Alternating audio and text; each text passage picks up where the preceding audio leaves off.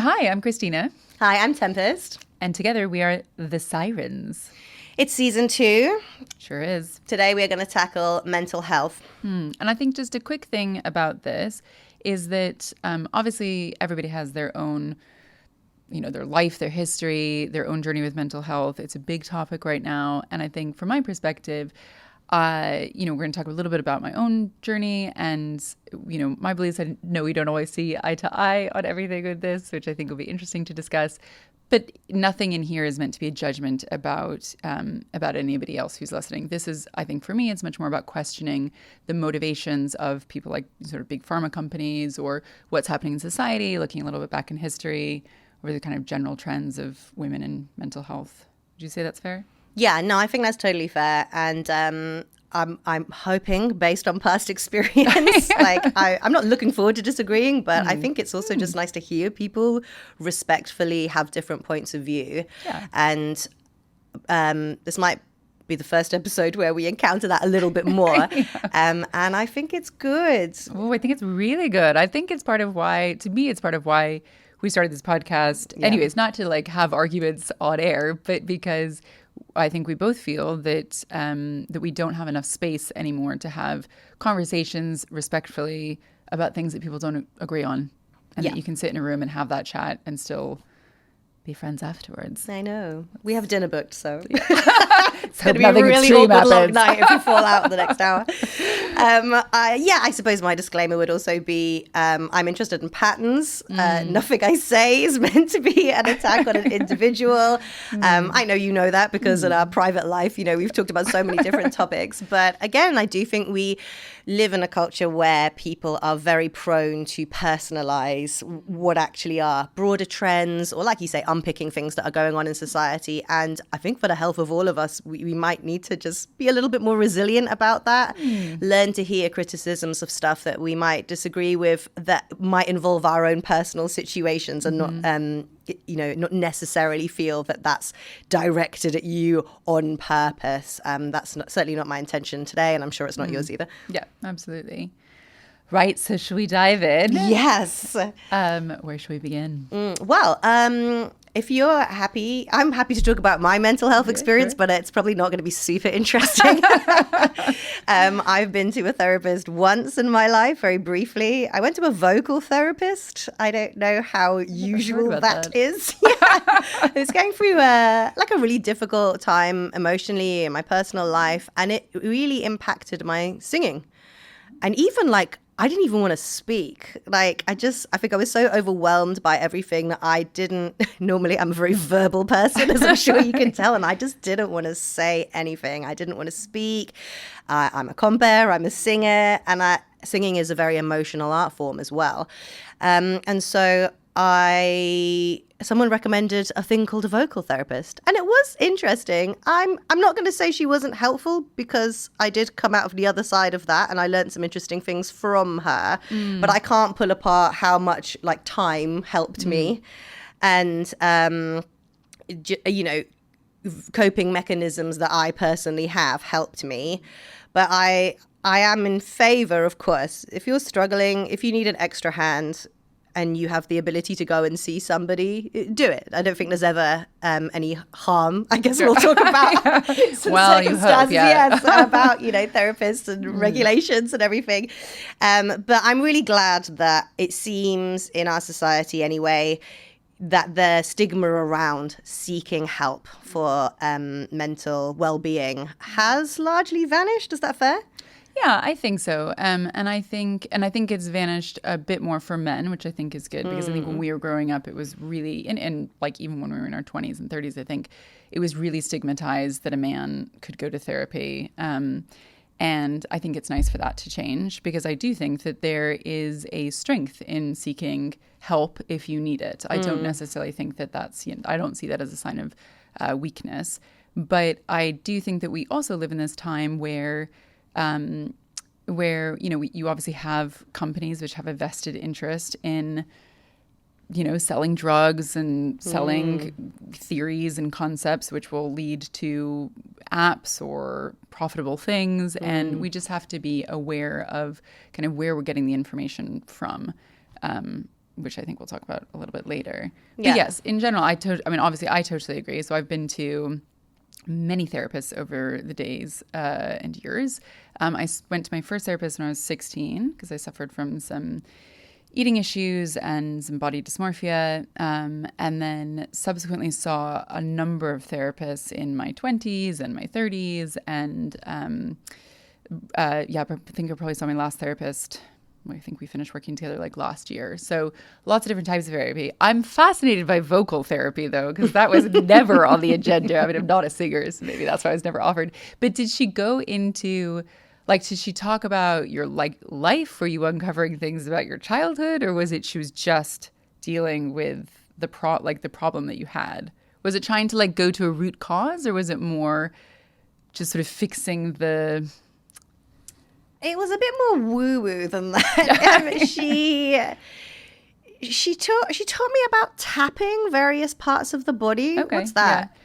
Yeah. I have not been to therapy like this, but it might have something to do with something somatic. Maybe one of you can tell us. It's sort of, I think it's like a connection point with your body. Yeah, so she talks a lot about that. She talks a lot, I don't know why, but she talked a lot about the hero's journey and Star Wars. I think that is this why you're anti-therapy? Yeah. Didn't help my theory on the usefulness of some types of therapy. I think that book had not long come out about the sort of all stories have the same story arc, and it really relates to the sort of, quest of life.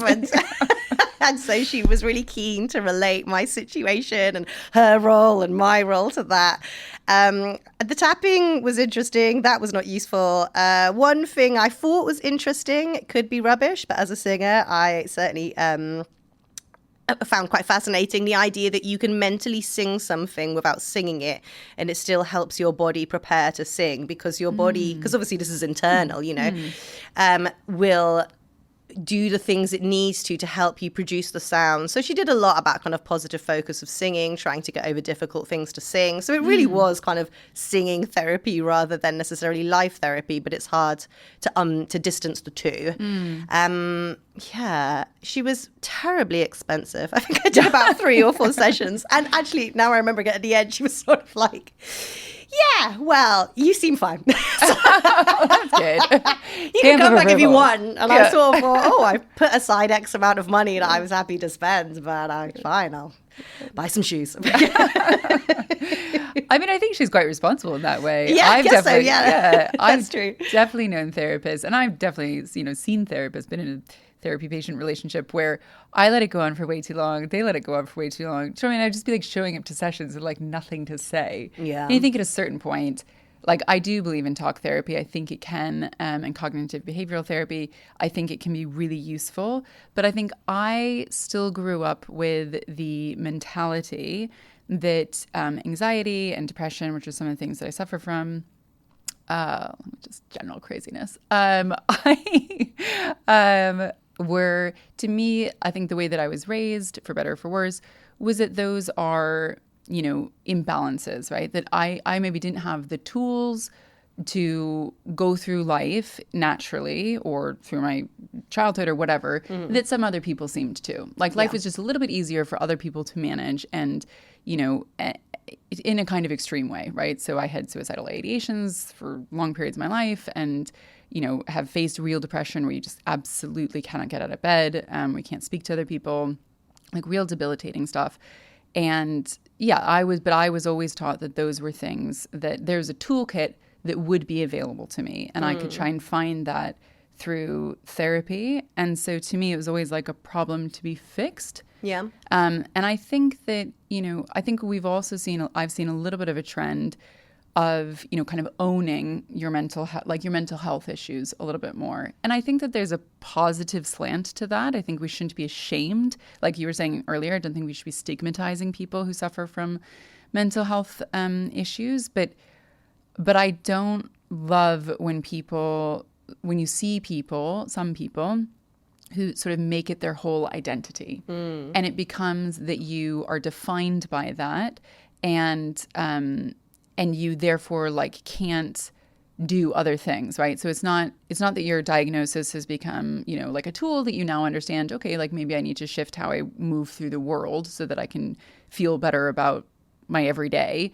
But I've got depression, so I can't do Y. And I don't love that. I don't love that for people. Yeah, it's very modern.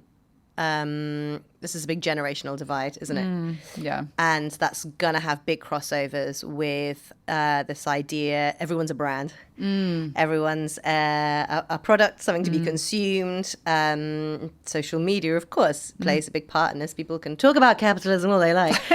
But social media gave people the perfect tool to constantly be self-branding and telling the story. I agree with you. I think that's definitely a millennial Gen Z thing. Gen Z are very pleased, it seems, to put in their bios, in job applications to me, that they might be neurodivergent. They don't often quantify what that means, or sometimes they do. And look, sometimes that's a really great conversation to have, particularly in a work environment, especially if people require certain accommodations. But sometimes I get it before they even tell me they're a performer, which is a very different to our generation, which, like you say, was more, I have this thing that I am finding the tools to navigate life with. But who I am is not defined by that. And that would be the goal, presumably, to either move past or find a way of managing so that this didn't stop you. Whereas now it's much more of an identity label. Yeah. And I've also found in the workplace, I mean, God, there's a lot of you who might hate me after this episode, but I found, people, something I've encountered with some younger people is that as opposed to knowing that you have something and that you might require certain accommodations, bringing that up in a kind of like respectful, positive way and trying to make it like as easy for other people to deal with as possible, right? Understanding that you are a bit of the outlier and that's okay. You still, deserve respect and consideration. But what I've seen is some people will approach that conversation from a means of entitlement and that everybody else must just circle around them and do whatever is required to accommodate that. And I am not talking about physical disabilities or disabilities, which I'm talking about mental health issues like anxiety or mental health issues, which can be serious, but I'm not talking about like a psychosis or something. Yeah. No, I understand. And I'm also not a fan of that. Psychosis? No, I'm not sure what it is. Well, so do you find this, is this an age group thing? In my experience. Yeah. Yeah.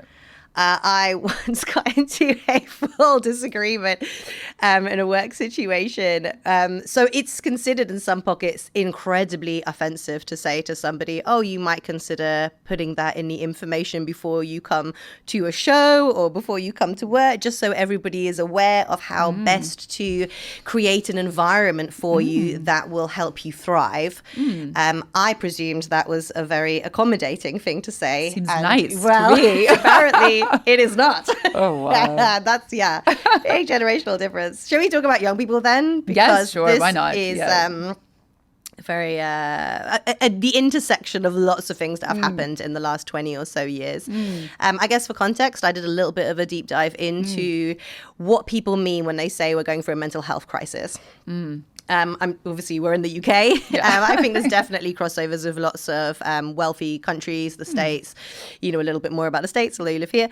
But don't at me because I'm not. This might not be relevant for every single country. Okay.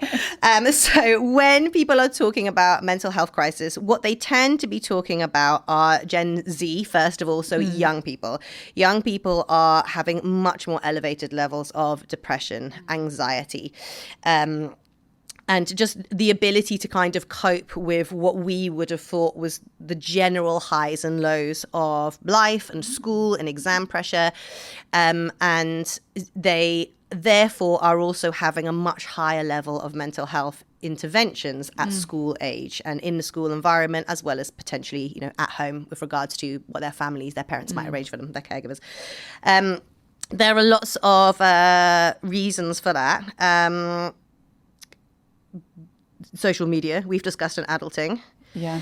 a massive kind of safetyism culture that's grown up around children. So parents have not let their kids go out and play unattended, get into scrapes, get into disagreements. They've been much more monitored. Their free time has been much more strictly kind of managed. And so they've had sort of a lack of resilience. COVID, we already live in a very online sphere, which really has harmed, it seems, we're finding out, has harmed young people's cognitive abilities to develop, literally. But also, I think, unless you sit with somebody, it's really hard to read nuance, body language. Like, there's what people say, and then there's how they say it, how they look when they say it. So to kind of understand the nuances of like personal interchanges, to learn conflict resolution, to learn general resilience physically and mentally. So some of those are general factors that have gone into that. And then the other peak mental health crisis in terms of, again, can be like eating disorders, depression, anxiety, self-harm, are women in that kind of 25 to 35 period. So I guess that's younger millennials. Which I thought was quite interesting. I wondered if so you do sort of have a slight class factor here. And it's always going to be the case that those who have the ability through, being part of a society where you have access to institutions, you're able to advocate yourself, you have a kind of educational background that teaches you to speak confidently about your experiences and what you need, you are by definition going to end up skewing where things like funding goes. And so I wondered if we hear a lot when we talk about mental health, a lot of issues like that. What was happening with things that were perhaps a little more extreme to do with mind structures, schizophrenia, bipolar, psychosis, states of psychosis in people. And those haven't really changed. Interesting. Yeah. And I sort of thought, are we hearing less about this because we sort of have, this kind of mental health is overwhelmed by discussions of anxiety, depression, and that's fine. But I'm not saying it's a problem to talk about it. But I've just thought that was really interesting that those haven't moved.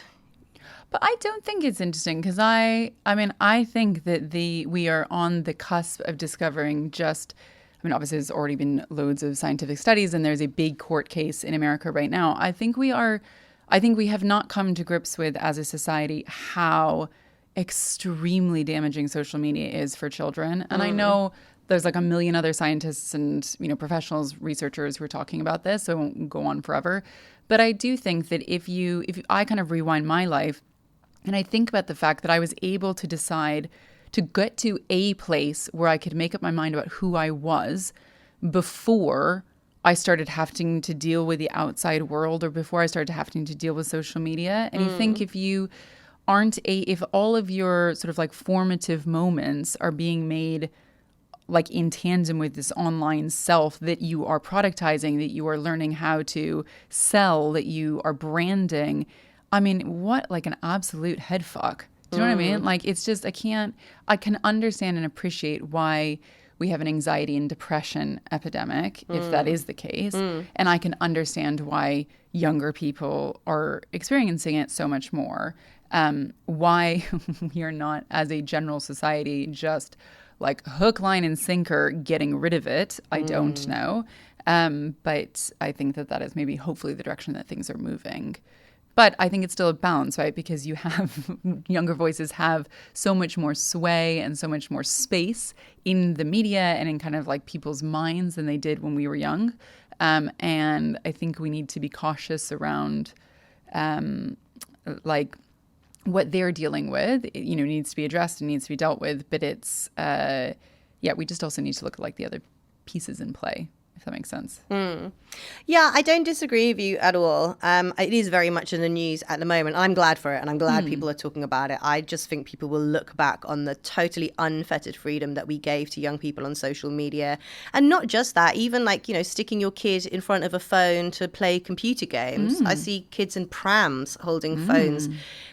Without a thought to what does that do to the development of the brain. This is awful. I just think people will be horrified. Yeah. And you sent me a very interesting article, which so made me laugh, not the article, obviously, but it kind of reflected a conversation I was having with my husband about a court case that's happening in the States where a young person is suing, please correct me if I'm wrong, some of the big social media companies. And I guess it's a test case kind of because they're arguing that their platforms impaired their ability to develop naturally to the best of their capabilities in terms of how their mind works, and also their severe mental health issues that came from companies like Meta. 2 of the companies have settled. Do you remember if that correct? I don't know. Yeah. I think 2 of them settled, or some of them settled, which I thought was very interesting. And the rest of them are in court fighting this out. And I literally just said to my husband a few days before, there will come a point where this will, especially in America, where I think most things are kind of done through the court system, this will be like tobacco and people will sue. And he actually found that hard to believe, I think because he felt that it would be hard to prove. I'm not sure it is, though. And so it would be so interesting to see how that pans out. And literally in the article, they said this will be social media's tobacco industry watershed moment. Yeah, absolutely. And it must have been so hard to find the right person to put forward because they obviously have like the best lawyers that money can buy. Yeah. And they are apparently just ripping her life to shreds, talking about how she grew up in an abusive home and she was abandoned and she was, and that she is weak and she like just all of these horrendous things that, it's all being dredged up and spun into a light to make it seem like she is just, she's just basically like a broken girl and they didn't do the breaking. They had nothing to do with it. I mean, God, it's some next level devil stitch. Yeah. But surely there's only so far they can do that to, because we have the Facebook papers which proved that Meta knew the negative impacts on particularly young girls' mental health. At the age of 13, especially like when the selfie comes in, when the front camera comes in, they knew all of this and they lied about it. And then that all got exposed. So by their own hands, by their own research, they knew, which I guess is what lawyers will be arguing in court amongst, I'm sure, other things. There was a case in the UK about, I think it was a young girl who took her own life very tragically. And I don't think it was a court case because I don't think we work like that here, but there was an inquiry into the culpability of Tumblr, I believe was one, Facebook was another, with this idea of when somebody views certain types of content, they get more content, but there seemed to be no safeguarding around if somebody views content to do with eating disorders and something in that realm, that they should not be shown more things that further that. I think that inquiry placed a lot of blame at the seat of companies like Tumblr for a total dereliction of duty when it comes to young people's mental health. Anybody's mental health, but young people, obviously, they're still figuring out who they are. As somebody said, obviously in preparation for this, I've been listening to a lot of stuff. We don't expect fully grown adults to be able to control addiction, and yet we have mainlined into the eyes of children and given them devices that are designed to function in addictive structures and expect them to be able to control them. Yeah, I wonder if we listened. So there was a interview on trigonometry recently, and annoyingly, I forget Freya her name. India, I think is her name. Yeah, I caught about the first 20 minutes of it this morning. Yeah, that must be where I got that from. Yeah, because it was such an interesting point, because obviously if you put a child up against a industry, companies, multiple companies worth billions, trillions of dollars who have spent so much money and time trying to figure out how to make something addictive and how to make you want to buy. How can you possibly think that this child, who we also know doesn't finish developing until they're 25, is going to be able to fight that? Yeah. That's mad. It's more than mad. It's an evil, and I don't use that term lightly.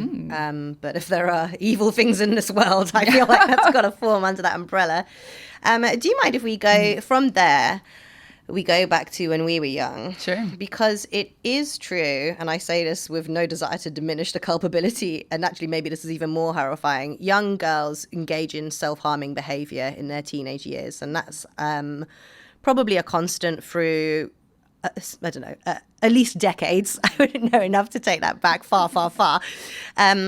Certainly when I was at school, and again, mindful of this episode, I was trying to think back to behaviors of girls, again, at that age of like 12, 13, 14, 15. And we're talking pre-social media now, and really very early internet. So, it's not just social media that's damaging children's mental health. It's, I think, just being chronically online does anyway. And I know that you'll have some thoughts on this, definitely. I was thinking of a tiny bit of context. I went to 2 schools. I think I've mentioned this before. I was in normal state schools until I was about probably 12. And so thinking of the period of about kind of 8 or 9 till about 12, I was in a mixed state comprehensive that was in Oxford, which I think people will feel like, oh, well, that must have been kind of very charming. But actually, Oxford's a strange little place. It's a couple of areas of Oxford are in the 10 most deprived areas in the whole of the UK. I didn't know that. Yeah. Interesting. And one of the schools I went to was on the borderline of one of those catchment areas. So actually, it was not an unrepresentative example of quite a kind of society that's got different levels of, inequality around it. And then I went to a very academic, much more limited catchment area, the daughters of doctors and lawyers and academics. And I was thinking about when I went to that school, the later school, the levels of self-harm that I witnessed were through the roof. Knowing that girls were cutting themselves, knowing that eating disorders were the norm almost. Those students felt under an immense amount of pressure. And then I sort of was thinking about, I don't think it was the case that my comprehensive school was this kind of mental health utopia. And I was trying to think back to what the girls were doing there. And I wondered, there was actually a lot of harm maybe through hypersexualization, placing yourself in risky situations. Both of them had issues with addiction, but in very different ways. But we do have this period where girls are under immense amount of pressure to how likable they are, their place in the social circle, how much they fit in their teenage years, especially their younger teenage years. And it's the old adage, men turn their pain and conflict externally, and women turn it internally. Yeah. And girls learn that from puberty and potentially just before. Pre-internet, what were your thoughts on that? It's a really good point. I think I definitely talked to my husband, who was a firm rugby player when he was younger, about the benefits of rugby. To him were all about, you can take all that anxiety that you have as a teenage boy and you can just beat someone up legally on a field, and that's totally fine. Yeah. And that was how they all got it out, was just really just beating each other up in a sort of controlled environment in a way. You absolutely had it the same where I was growing up. So similarly, I went to a state school, although the way the catchments were done, it was still a pretty specific subset of culture who went there. And then they bussed in kids from inner city Boston. And then when I was about 11, I think I moved to 10 or 11, I moved to a all-girls private school, so what you call public schools here, which was, again, like lots of doctors and lawyers and, again, a certain sort of group of people. And yes, it was, self-harm was rampant. And again, when I went to high schools, a similar situation, very academic and very high pressure and lots of eating disorders, lots of those things. It's an interesting thing because I think, I just wonder, I don't even know, how do you go about finding something for young people to take all of those like anxieties and stresses and put them somewhere else? Well, I tell you what didn't work. Tell me. I fell down a rabbit hole of the terrible mental health interventions that are happening with young people. So, as I think I said earlier, this generation has had the most interventions, but they have the worst mental health.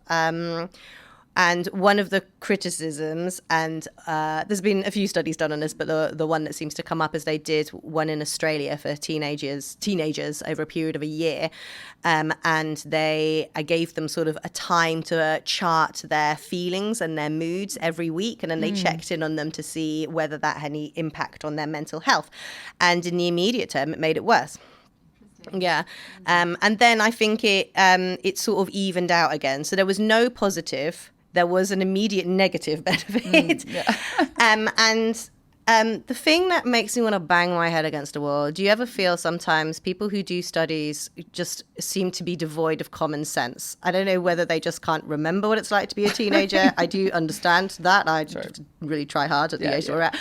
But I just think, like, if you take a group, let's say young girls, that's what we know about, who are already obsessed with what other people think about them, other people's motivations. I mean, I just remember being obsessed as a teenage girl. What did they think? What does he think? When did he call me? Why won't he call me? What did he do today? What does that mean about me? What does everyone else think about me? What did I say today? Did I sound stupid? Did I look stupid? Do people like me? Oh my God, why did I say that? And then you say to them, every week, we're going to sit down and you can think about all of that and write it down. I mean, that's insanity to me. What absolute nonsense. And the sort of critique of the study, there's a few of them. One of them is, of course, they made the children ruminate with no coping skills to deal with what came up, which seems totally a dereliction of duty here. And secondly, that what also doesn't work is that you give blanket mental health interventions rather than target students who are specifically suffering. So in a way, you get children who are fine and you force them to really navel gaze about the worst things that have ever happened to them, the negative feelings that they have. And at best, it does nothing. And at worst, it creates a sense of... it can exacerbate, or oh my God, what am I trying to say? It can create a sense of non-mental well-being. It's stirring up something that's not necessarily there. Thank you. Or at least, that you wouldn't have thought about for more than 2 seconds, except for now you have an hour and it's all you can think about. And stuff like this drives me up the wall because it's just so stupid. It's the consequences of that are so damn obvious. And I think there's a lot in what your husband is saying. Firstly, rumination is the killer of mental well-being. Whatever you're going through, and some things I appreciate you need help to deal with, but one of my critiques of therapy and my model of everyone should have a therapist is the fact of the matter is that anyone can find things to be upset about and traumatized about. And if you encourage them to focus on that regularly, I don't really understand how that leads somewhere good. Perhaps I'm misunderstanding the situation. No, and I think, unfortunately, there are lots of therapists who will take that approach. Let's just talk about your feelings, talk about, which is important too sometimes. But yes, I would agree with you. I think that there can also be really active benefits to chat therapy, where it is more about, like your vocal coach or your vocal therapist, finding tools to get through life, right? Again, going back to you just need a glow up on your toolkit, right? You need to just make more things so that you can get through the day and feel better at the end of it. And I think there's an approach to therapy which takes that approach, that it's about, let's get you to a solution. I do not agree with... there might be specific instances where I would, but overarchingly, yes, I don't think that just sort of sitting and ruminating on what's unhappy and unfortunate is a healthy approach. And I wish I had looked into some of the studies that I know have been done around, brace yourself, the importance of gratitude. I love gratitude. Which is such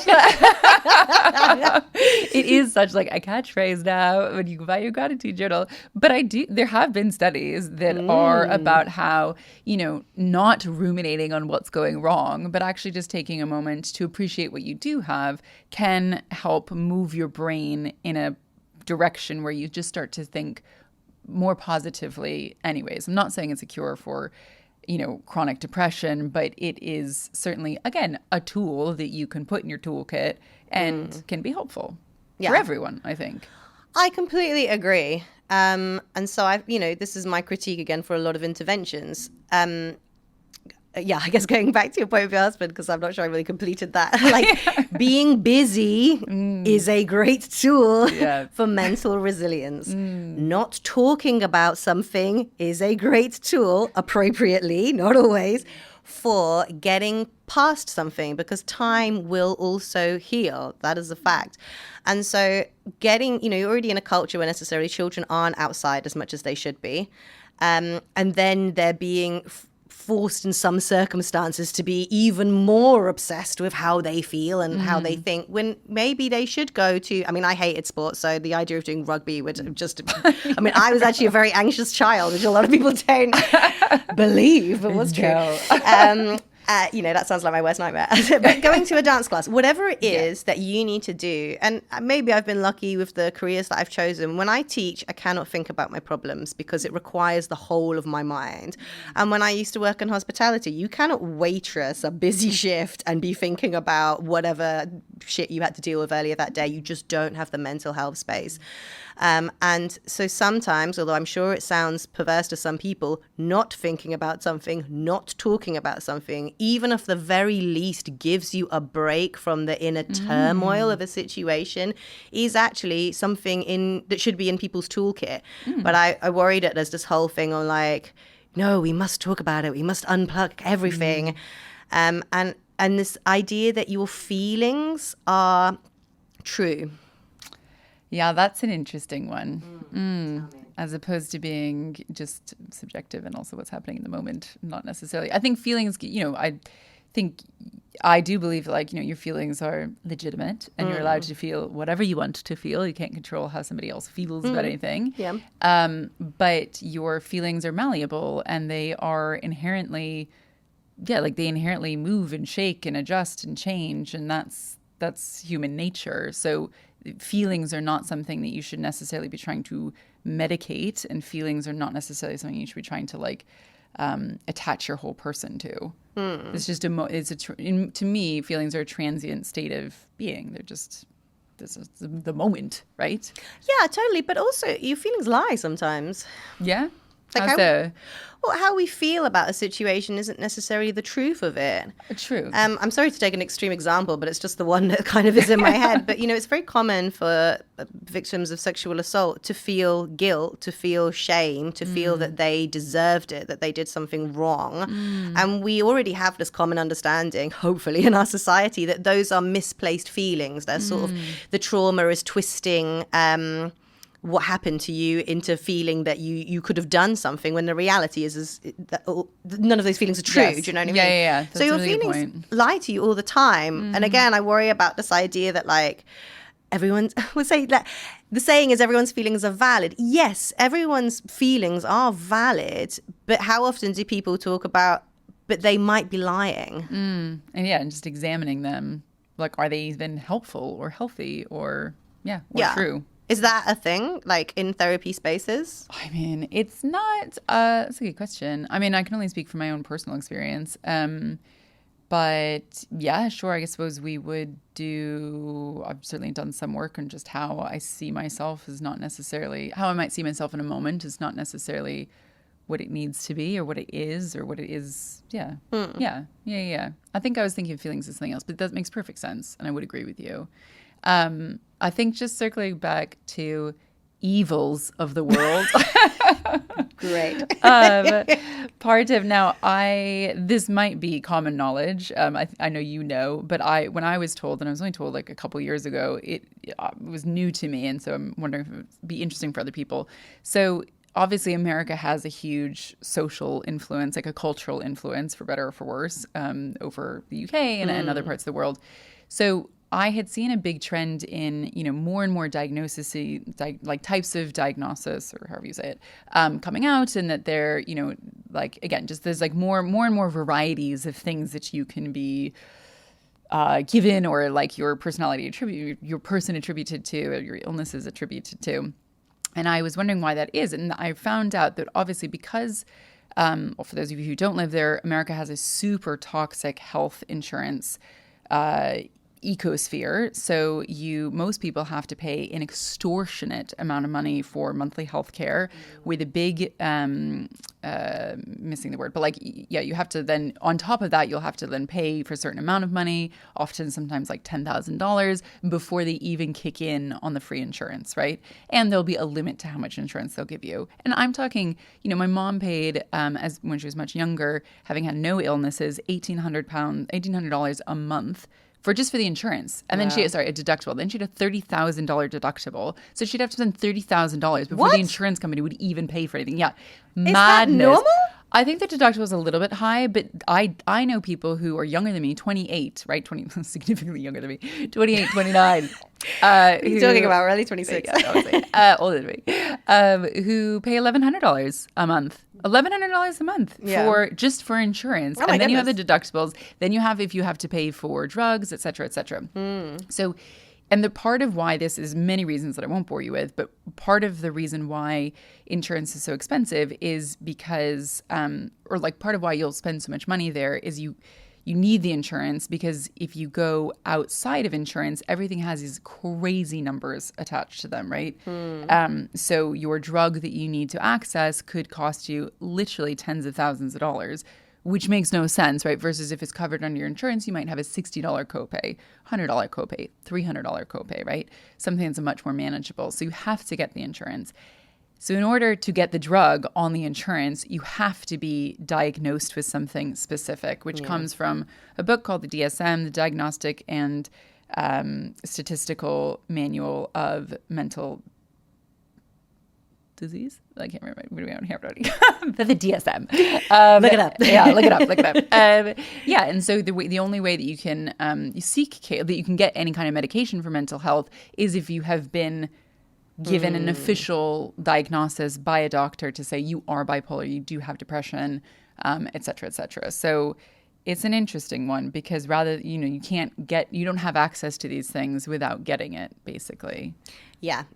So there's a push to formalize stuff that we might have considered the kind of highs and lows, of life, and to pathologize and medicalize them. There's also a little internal grift there, isn't there? It's not really the subject of today, but it's in the interest of both parties to inflate the cost of the medication because it's all being, there's all kinds of funny stories about how much the NHS pays for something versus how much it costs on insurance in the States.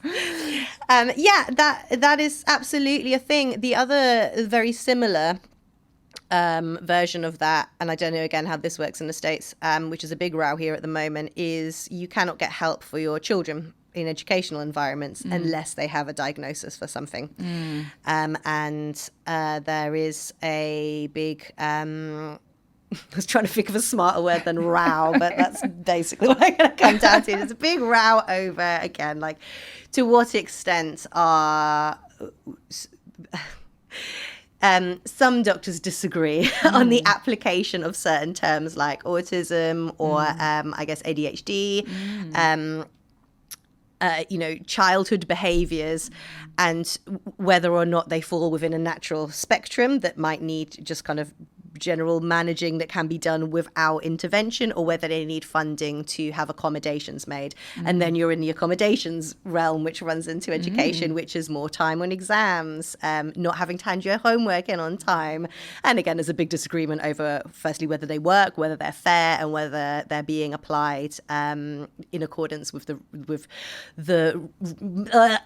trying so hard not to put my little Toto into a quagmire here. Whether people argue that they're exaggerated, you know what I mean? Of course, yeah. And I know that people, maybe we'll delve into the ADHD and adult women aspect later. Yes, absolutely. And I think it's such a delicate and complicated and important question, because on the one hand, you have a child and you want them to have the support that they need and to have all the tools available to them. And if they need extra tools, let's give them to them. You want them to feel supported, right? I want a child who has extra needs to feel supported. I want every child to be able to go through life and in a dream meritocracy that they can all access the same amount of things and get the life that they want, right? Which will come through, good education and everything else and support.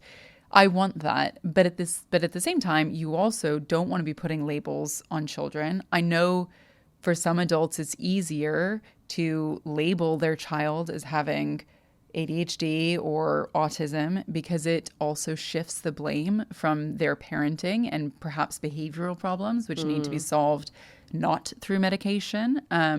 And it's easy, right? Like you can then tag it on them. But then if you do that, and it's not maybe the absolute correct diagnosis for them, then, or I think I'm mispronouncing this, but whatever, then you also have labeled that child for their life potentially. I mean, again, in America, going back to insurance, once you have something, the other very dangerous part about it is your ability to get insurance in the future. You might pay more for insurance in the future. It is a tool that is then used against you, which is not right. But yeah, I mean, I also think, we want children to be able to like explore and to change and to grow and to not base everything on how they're feeling. And it's a tricky one. You want both those things, but I do think I mean, given how many children have been diagnosed with it recently, you do wonder, I mean, is it that every doctor just like woke up and realized something that they'd been missing before? Or is it that, there's a lot of pressure to, diagnose children to get help for them that maybe could be solved in a way that's other than medication? Medication, I also think, should be seen as the last step as opposed to like an early step. Yeah. I feel like you should go through talk therapy. You should go through trying to see if there's other avenues where you can get to a balanced state without putting medication. I mean, it's so extreme, yet we always jump to it. Yeah, I'll have to pose this as a question. We did talk about it earlier because it slipped my mind on the many wonderful things we got to research in this episode. There used to be belief a little while ago that things like depression were to do with like chemistry in the brain. Ergo, the medication argument stands up because I literally had someone say this to me, like, if I had a problem with my heart, I wouldn't have talking therapy. I could take medication for it. Why isn't this the same when it comes to things that we can solve with medication very easily in the brain? I think that's been disputed now, and I'm super interested, like, if anyone's got any sources or comments. I think they then actually found that the evidence didn't really stack up for that, and it's more likely to be, firstly, it's not just something biological, and so you have environmental factors, and then you have to look for the individual, actually what really is the root cause of this, which makes medicine, I think, as a first call, much less effective. And in the interest of the patient, presumably. But again, I couldn't speak to that as an expert. But that's fascinating. Yeah, you mentioned that just before we sat down. And I was always of the opinion, I'd always been told that and taught that it was to do with, not having enough, it's not having like the right chemical balance internally. That's super interesting. Yeah, if anybody knows, please drop a comment and let us know. We'd be really, really curious to find out. Yeah, definitely. Yeah, and of course, it is a good point. Like I do understand, I do understand that, like, yes, if you have something that could be fixed by a pill, then, and it's a really like life-threatening, debilitating problem that you have, then sure, like medication is a good idea. But if there is another avenue, I think it should be explored. And there might not be, but if there is, I think it should be explored first. Yeah, no, I totally understand why you would say that. And I do agree with you. The parenting comment about parents wanting them to not be their fault is savage, but unfortunately true. And before you at us, Christina and I have in our various educational establishments that we've been in, certainly been around very high achieving parents who expect their children to be very high achieving.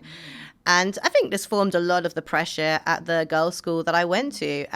Girls really struggled because there was this idea that, like, not only will you get straight A's, you will also have the lead in the school play, and you will be captain of the hockey team. Do you know what I mean? And it's an immense amount of pressure to place young people under. I think in the UK as well, I'm right in saying we've also moved to a more examined format of education. And by that, I mean tests at every level, constantly checking, what the children are achieving.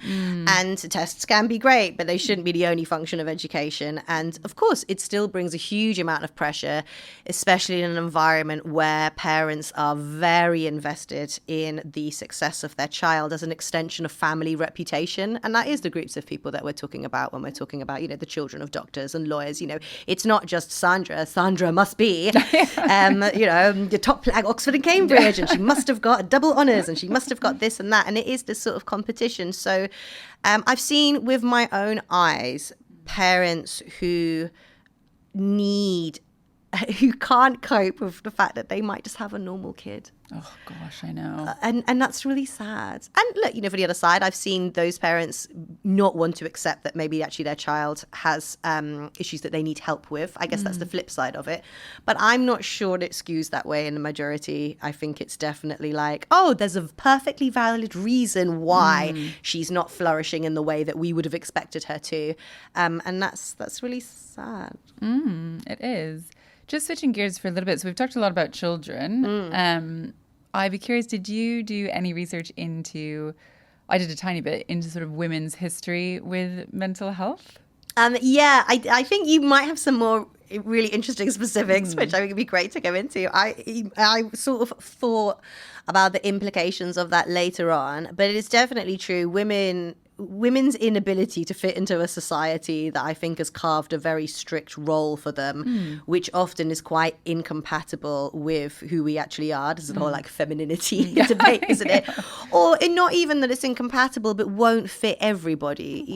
You always have like the quote unquote bad women who have not fitted the mold of the good girl in whatever that current society's definition is. And there is a long history of how that's been medicalized as a way of clamping it down. I think you've got some great stuff on the earlier incarnations of that. Yeah, for sure. So I think some of the terrifying, and I was going to say highlights, but that's definitely not the word that I would use. Because goes back, so hysteria, right? There's female hysteria is a term which has been used for centuries as a kind of what seems like a sort of like blanket statement for all things women's mental health that men don't understand or don't want to look into further. Yeah, exactly. Or can take something else and sort of apply it to that. So many of you may know, but hysteria goes back to the ancient Greek. The word was hystera, and it literally meant that the uterus was an animal that was going wild on your insides, just roaming around. Sometimes that's how it feels. And it was causing all sorts of anxiety. And that's why women suffered from hysteria. Right. And then like just amazing that even in a time like the 1800s or the early 1900s, when we would have more real science, that they continue to base things off of some old dinosaur in ancient Greece who doesn't have any access to anything. It's mad. It's totally wild. Yeah. And then, so some of the other crazy things were the salpêtrière. So I read a book on this a number of years ago, but it was a French institution, very famous. I can't remember exactly when it was started, but it definitely was, sort of having a heyday, if you will, in the 1800s. And it was it was a public hospital for women, and it was for mentally unwell women, but that also encompassed orphans, beggars, prostitutes, and the elderly. So it's like not just women who are actually suffering from something real, but somebody who is just maybe down and out. Or again, you're talking about the 1800s, you're talking about a time when women can't vote, have limits on their property, bank accounts. Yeah, exactly. So kind of became this catch-all and has a really horrible history. At certain points, they would chain up some women and people could sort of view them publicly as if they were some sort of crazy animal. But then there was a famous doctor, Dr. Charcot, who came through there, and he would take these theaters where, you used to have the medical theaters where people would watch, and that's how they would study. And you wouldn't just have medical students, you'd also have like the general public who'd be coming in for these lectures, socialites, etc. And he would hypnotize women who suffered from hysteria, and they would undress and they would do all sorts of like crazy maneuvers and just like really weird circus, like perverted circus stuff. Yeah. And all in the name of science. And then you also have just like super icky in Victorian times, women could be put into insane asylums, or asylums back then, also from their husbands, just from virtue of being annoying, pretty much, and like them not liking them or them wanting to be with somebody else. Yeah. They also had, at a certain point in the 1800s, about 10% of the admissions for hospitals here were for women suffering from postpartum depression. But like had to be locked away and put in chains and, straight jackets and all sorts of other hideous things. But one of the really creepy things is one of the forms of medication, if you will, or treatment rather, for hysteria at this time was pelvic massages, which were just getting women to climax, which is so hideous. And also create this, I mean, I would love to do a little bit more research into it in what is clearly a like a thought process that women's sex has to, in their sensuality, has something wrong with it that like a man needs to fix, and that's what's causing them to be crazy. When you think, in fact, you're a man and you've just invented a way that you can perform like fellatio on a woman and call it medicine. I think they would have, I think it was more manual, because then that's the whole myth. And I actually think people have pushed back on this and say that it's not quite true. That was the invention of the vibrator, because all these doctors were getting like RSI from having to manually stimulate their female clients. I mean, there's a film about it, but I'm pretty sure that then somebody was like, yeah, that's not actually as true as fine. Okay, fine. But it's a great story. Well, anyways, feel free to correct me. But and then the other one was around lobotomies, which are truly hideous. And lobotomies in part were brought out to, as I understand it, to help cure schizophrenia. Schizophrenia shows up at least in like the 40s and 50s when lobotomies were having their moment. In much greater numbers or percentages in men. Still today. But lobotomies were performed far more on female patients. Yeah. And one of the theories behind this is that if you give a lobotomy to a man and he can no longer work, then he loses all function in society, right? Versus if you give your rebellious wife who has, you don't like the way that she behaves or she questions too much or insert whatever problem you have, or has schizophrenia and that's a problem for you because it's embarrassing or reflects badly on you or you don't want to deal with it, then she can get to a state where she can just be a docile wife who like cooks and cleans and doesn't speak. Yeah. And that is a great thing that we should all, that's like moving the woman towards the perfect woman by taking away her brain. Yeah. Mad. Oh, yeah, definitely. And then you get into this kind of like, 40s, 50s, 60s era where you have this like housewife phenomenon. And even Freud, I think, talked about like housewife syndrome, which is like being locked in the home and living vicariously through your husband and children sent women crazy. Because you're like a non-person. This is what the feminine mystique is all about. And then you have medicine used for that. So women would take Valium a lot of the time. Is that right? Yeah, to sort of help place their brain into this kind of stasis where they could cope with this total lack of stimulation and like autonomy of the self, like being a whole person. That's fun. It's fun to be a woman. Fun. So, here we might disagree. I'm sure this will annoy some people. With this in mind, I have some concerns around how this manifests today. And so you have the age group probably where this would be happening.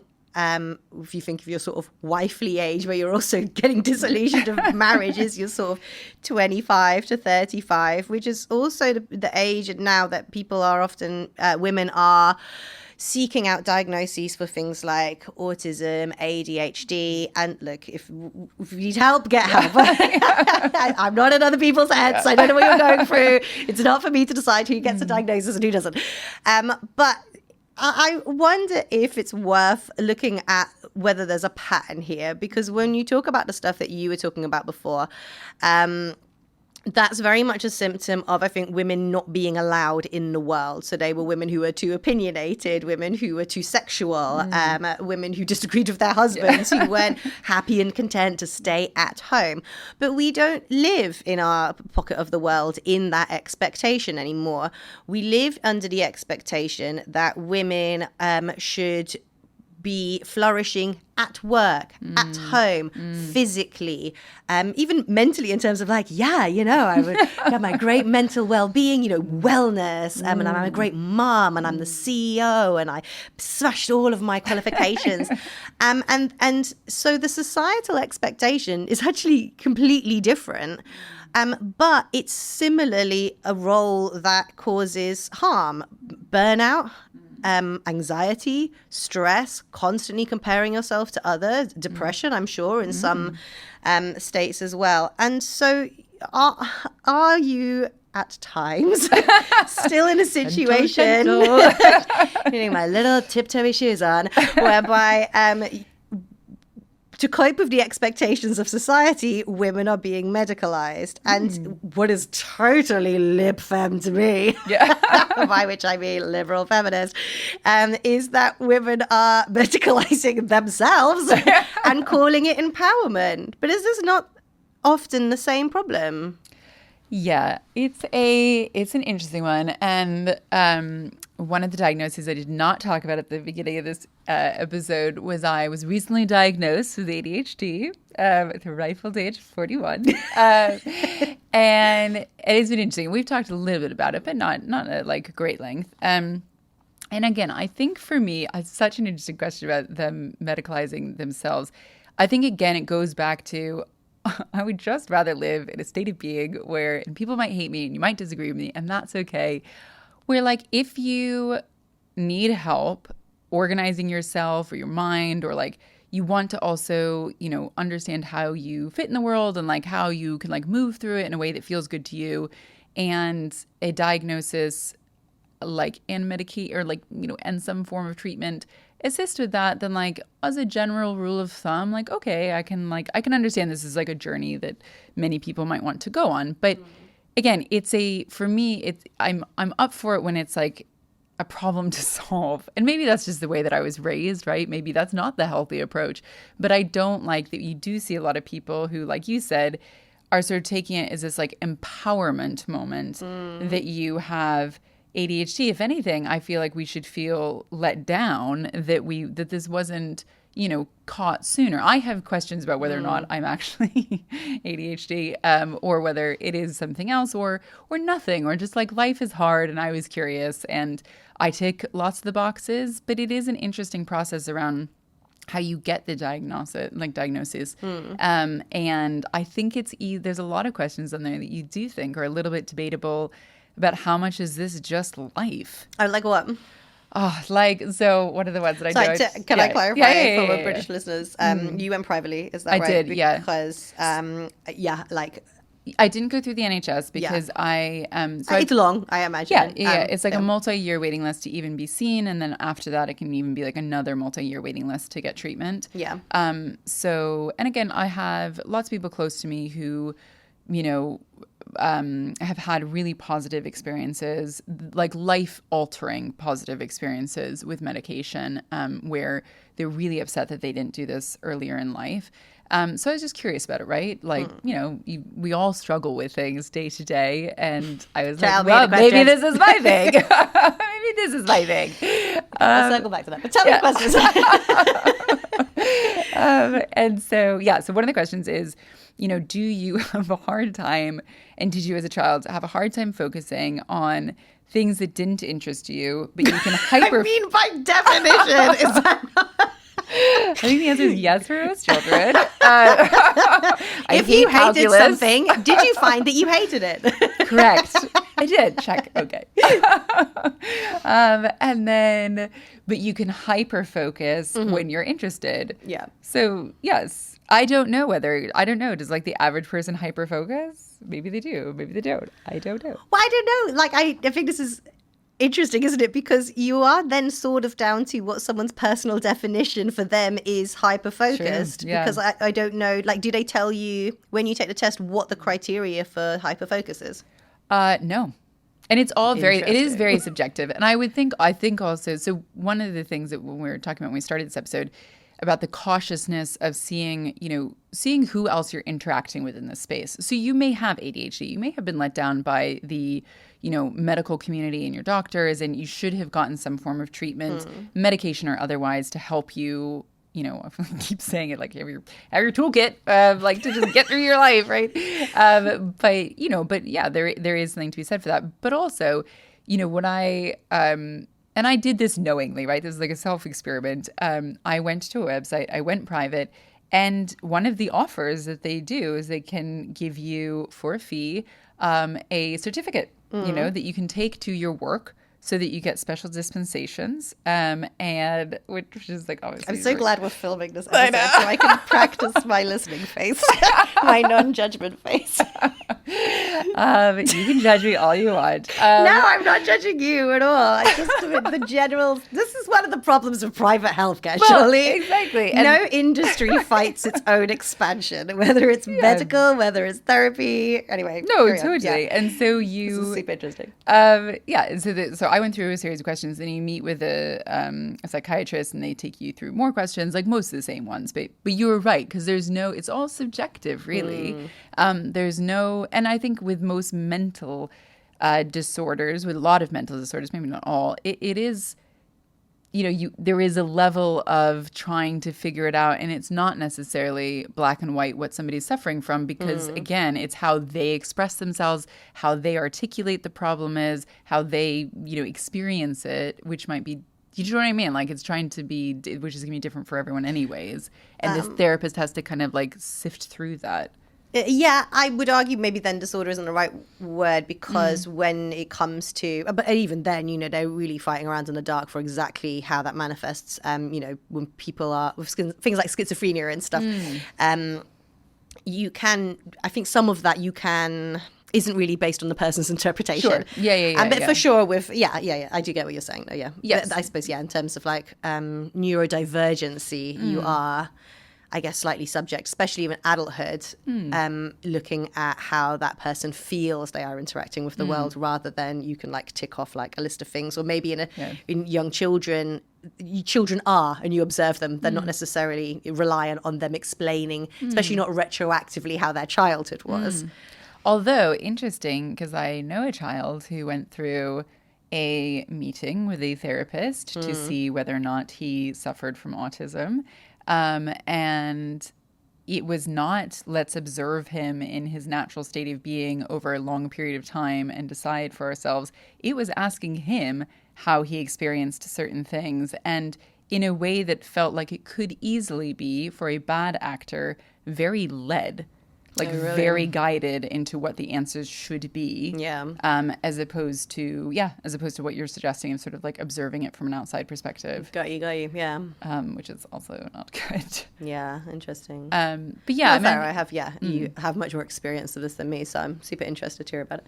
But yeah, I do think that I think we need to be aware that, there's been some, if not changes, there's been some changes in communication around how we all understand ADHD, sort of shown in women, that there's more awareness of it now. And for some people, that might be a genuine light bulb moment, and things might, through getting that diagnosis and getting treatment that's appropriate for it, they might be able to lead a better, easier life, right? That they might be able, things might improve for them. Yeah. However, I also think that, like anything, and like you said before, you also have these huge company. You have a giant multi-trillion-dollar industry, which it's in their benefit for more people to be taking medication, to be going private. And you saw it with COVID, where you had those like little pop-up, I swear to goodness, I should have opened one of those, that I could have retired on a beach somewhere. You just open one of these like little COVID stalls, and you could go in, and for £200, you could get a certificate to travel. It's just some doctor, like some road doctor who happened to have the qualification and could do a test for you and do a swab for you. It was a racket. Yeah. And that's what I think, there definitely are a lot of companies who are seeing this and seeing how they can pluck at people who are feeling vulnerable, or just in a place where they want some recognition, and they want, they're just questioning things, and they just pick up on that and say, ooh. Totally. Especially if you can medicate them for the rest of their lives. I mean, look, I know other people who have had ADHD, women who have had ADHD diagnoses later on in life. And hearing the way that some of them talk, actually one of them nearly brought me to tears. Like when she started her medication, she was like, you could just like, she's like, is this how it is for everybody else? Like she so struggled to function. It was so obviously the right diagnosis for her. Clearly, I'm not trying to say that. It's not real. I'm concerned, as I said before, that we're in this similar pattern though sometimes, which is why it's really important to discuss this stuff, because at what point is it appropriate? Because some people will have a problem, I think, that we've even had this discussion at all. Is it appropriate to say there is still a lot of pressure on women to function in society in a certain way?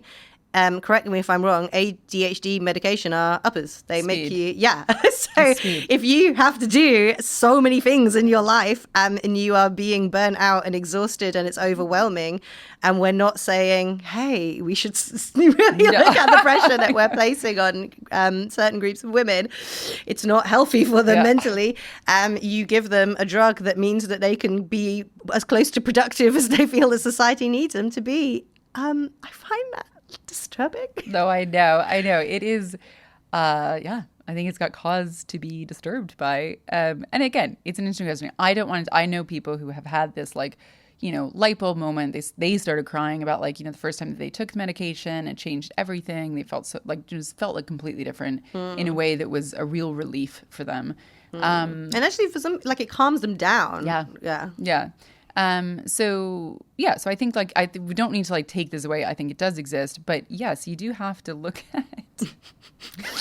I mean, and I'm not gonna lie, like part of me, I probably shouldn't say this on the camera, but yeah, part of me was just like, like I can have a drug, I can take a drug, and then I can just focus all day long.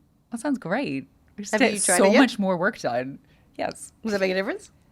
So I think it is questionable whether I have ADHD because it does not calm me down. It just is, I mean, it behaves like speed. So you just feel like like you can focus. You have a much easier time of just sitting down and getting a huge amount of work done really quickly. But that leads, I think, into the pocket of your argument. We'll just let that land where it may. Oh, goodness. Really interesting. And again, I hope that everyone who's joining us, appreciates that we're asking questions because I think these are important questions to ask. Like you've brought up, we have this horrible history of women being medicalized just for being women. And I'm not saying that's what's happening now, but I do think that just in general, we live in a strange time. And all times are strange, but we live in a time. It's just good to keep your wits about you and have a think about it, right? Yeah, no, absolutely. That was the whole point of the podcast. So thank you for joining us. Thank you. We do love to hear your comments. Be nice. Or if you can't be nice, be funny. Yes, fine. Yeah. I'm okay to still, let's just all be respectful, shall we? That ship on the internet has sailed, Bye. I think. Well, we'll see you next time. Thanks, guys.